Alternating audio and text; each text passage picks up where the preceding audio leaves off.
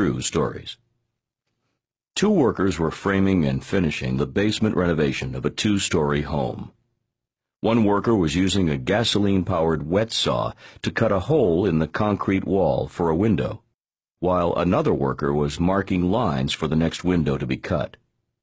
Two newly cut window holes were sealed so that no fresh air was coming into the basement. As they worked, exhaust from the wet concrete saw entered the air. Many things were in the exhaust, including carbon monoxide. This very dangerous and deadly gas can't be smelled, seen, or tasted.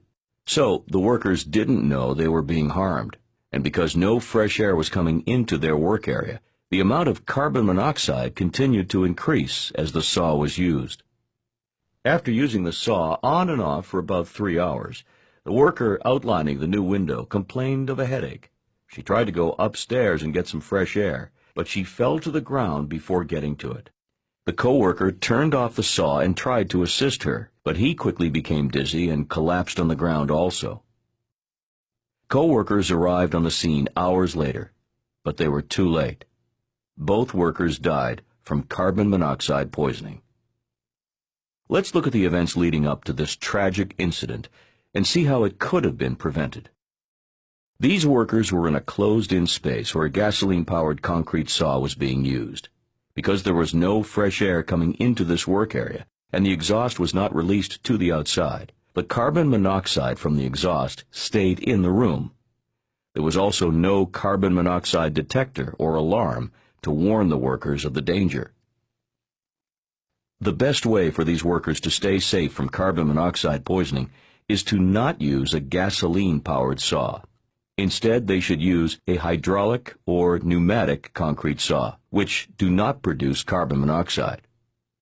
Let's take a look again at the workers in the basement.